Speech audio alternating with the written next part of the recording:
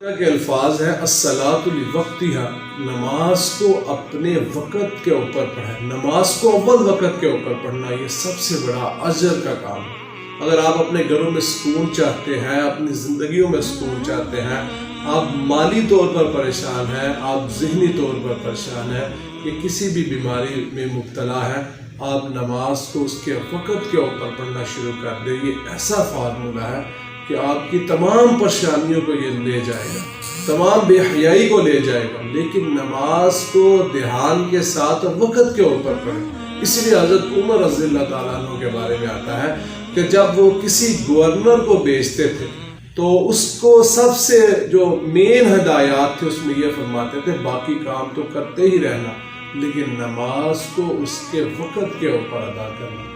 آپ بھی کوشش کریے گا، میں بھی کوشش کروں گا، ہم نماز کو اپنے وقت کے اوپر پڑھیں گے انشاءاللہ تعالی۔ الصلاۃ لوقتہا، پوچھا گیا یا رسول اللہ، اللہ کو سب سے اچھا کام کون سا لگتا ہے؟ تو آپ صلی اللہ علیہ وسلم نے فرمایا الصلاۃ لوقتہا، الصلاۃ لوقتہا۔